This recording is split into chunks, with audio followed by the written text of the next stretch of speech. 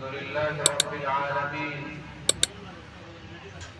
والعاقبة للمتقين والصلاة والسلام على سيد الأشرف الأنبياء والمرسلين وعلى آله وأصحابه ومن تبعهم بإحسان إلى يوم الدين أما بعد أعوذ بالله من الشيطان الرجيم بسم الله الرحمن الرحيم يا أيها الذين آمنوا استعينوا بالصبر والصلاة إن الله مع الصابرين ولا تقولوا لمن يقتل في سبيل الله أموات بل أحياء ولكن لا تشعرون صدق الله العظيم واجب الاحترام اور معزز سامعین کرام، جیسا کہ ہمیں اور آپ کو یہ معلوم ہے کہ یہ محرم الحرام کا مہینہ چل رہا ہے۔ یہ اسلامی مہینوں میں سب سے پہلا مہینہ ہے۔ یہ اسلامی تاریخ کے اعتبار سے نیا سال ہے۔ اسلام کی جو تاریخ شروع ہوتی ہے اسی محرم سے شروع ہوتی ہے، اور اس محرم میں بہت سارے واقعات بھی ہیں اور 10ویں محرم کی فضیلت بھی ہے، اور محرم الحرام میں خاص طور پر جس کے بارے میں ترغیب آئی ہے روزہ رکھنا۔ حدیث میں اس میں عاشورہ کے دنوں میں صرف 2 عمل ہیں، ایک روزہ رکھنا، دوسرا اہل و عیال پر خرچ کرنا۔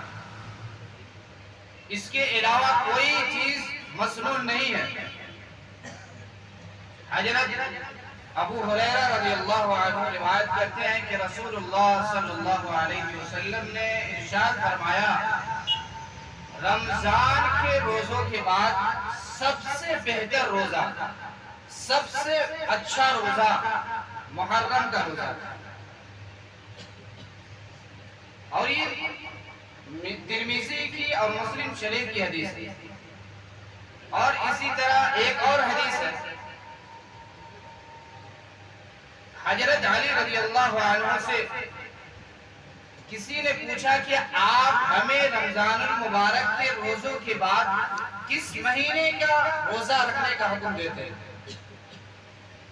تو حضرت علی رضی اللہ عنہ نے فرمایا کہ یہی سوال آپ صلی اللہ علیہ وسلم سے بھی کسی نے کیا تھا، تو آپ صلی اللہ علیہ وسلم نے فرمایا کہ رمضان کے روزوں کے بعد سب سے بہتر روزہ محرم کا روزہ، اور یہ اس لیے کہ یہ محرم اللہ کا مہینہ ہے۔ ایسے تو سارا مہینہ اللہ ہی کا ہے، اللہ نے 12 مہینے بنائے، سب اللہ ہی کے ہیں، لیکن یہاں اللہ کہہ رہے ہیں کہ یہ میرا مہینہ ہے۔ اپنی طرف نسبت کرنے کا مطلب یہ ہوتا ہے کہ اس مہینے کی فضیلت کو بتانا، کہ اس مہینے میں جو خصوصیت ہے، فضیلت ہے، اس کو بتانا اللہ کو مقصد ہوتا ہے۔ اور اللہ تعالیٰ اس مہینے میں ایک دن ایسا ہے جس میں اللہ تعالیٰ ایک قوم پر مہربانی فرما چکے ہیں، اور آئندہ ایک قوم پر اللہ تعالیٰ مہربانی فرمائیں گے۔ اور جس قوم پر اللہ تعالیٰ مہربانی فرما چکے ہیں وہ قوم حضرت موسیٰ علیہ السلام اور ان کی قوم بنی اسرائیل ہے۔ اللہ تعالیٰ نے ان کو عاشورہ ہی کے دن فرعون اور اس کے لشکر سے نجات عطا فرمایا تھا، اور آئندہ ایک قوم پر اللہ تعالیٰ مہربانی فرمائیں گے، اس کے بارے میں کوئی وضاحت نہیں۔ یہ کون سی قوم ہے اس کا حدیث میں کہیں وضاحت نہیں ملتا۔ اور عاشورہ محرم کی 10ویں تاریخ کو کہا جاتا ہے۔ یہ عاشورہ کا روزہ رمضان المبارک کے روزے کے فرض ہونے سے پہلے فرض تھا. جب رمضان المبارک کا روزہ فرض ہوا تو اللہ تعالیٰ نے اس کی فرضیت کو منسوخ کر دیا. اب صرف استحباب مستحب ہے. یہ روزہ مستحب ہے. اگر کوئی صرف 10ویں محرم کا روزہ رکھتا تو یہ مکروہ ہے. اس لیے کہ آپ صلی اللہ علیہ وسلم کو جب معلوم ہوا کہ یہودی لوگ بھی اس دن میں روزہ رکھتے ہیں تو آپ صلی اللہ علیہ وسلم نے ارشاد فرمایا کہ آئندہ سال اگر میں زندہ رہا تو اس کے ساتھ 9 کا روزہ یا 11 کا روزہ رکھیں گے. اور آپ صلی اللہ علیہ وسلم اس دن کے آنے سے پہلے دنیا سے وفات پاتے. لیکن آپ صلی اللہ علیہ وسلم نے اپنے زبان سے فرمایا تھا اور اس کا عزم و ارادہ کیا تھا. اس لیے علماء نے لکھا ہے کہ 10ویں محرم کے ساتھ 9 یا 11 ملا کر روزہ رکھا. اگر کوئی شخص صرف محرم کا روزہ رکھتا ایک دن کا روزہ رکھتا تو یہ مکروہ تنزیہی ہے. لیکن اگر کوئی رکھ بھی لیتا ہے پھر بھی یہ فضیلت حاصل ہو جائے گی. لیکن رکھنا خلاف اولا ہے، بہتر نہیں ہے. اور یہاں ایک بات اور معلوم ہوتی ہے، جب آپ صلی اللہ علیہ وسلم نے اچھے کام میں، نیک کام میں غیروں کی مشابہت کو اختیار نہیں فرمایا. یہاں تو ثواب کا کام تھا روزہ رکھنا، پھر بھی آپ نے ان کے ساتھ مشابہت کو اختیار نہیں فرمایا. آج ہم اور آپ غیروں کے طریقوں کو اختیار کر رہے ہیں، برائی میں ہو یا جس معاملے میں بھی ہو. حالانکہ ہمارا چلنا پھرنا، عادات، لباس، پوشاک، ہر چیز غیروں سے الگ ہونی چاہیے. اور دوسری اس میں جو خصوصیت ہے اہل و عیال پر خرچ کرنا. محرم کی 10ویں تاریخ میں یہ حدیث سے ثابت ہے کہ روزہ رکھے اور اپنے اہل و عیال پر خرچ کرے. جتنا وسعت ہے اتنا خرچ کرے.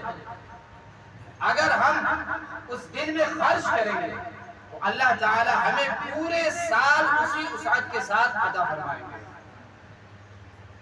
اور اس کے علاوہ بہت سارے اس کے واقعات بھی ہیں، وقت کم ہے.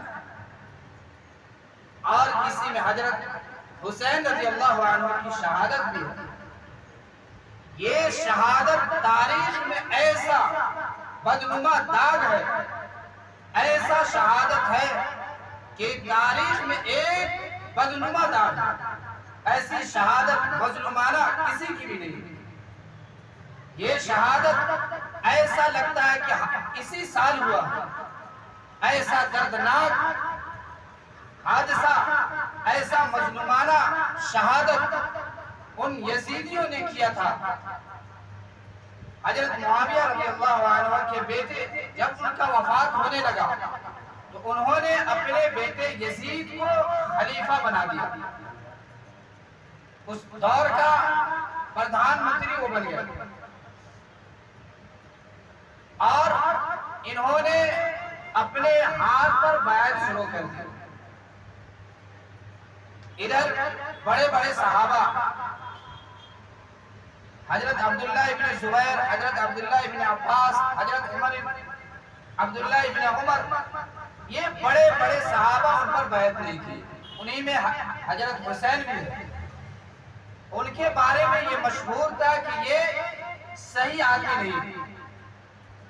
یہ حدیث میں بھی آتا ہے لیکن صحیح حدیث میں یہ شراب پیتا ہے، یہ منکرات کرتا ہے، یہ غلط ہے. اس لیے ان بڑے بڑے صحابہ نے ان کے ہاتھ پر بیعت نہیں کی.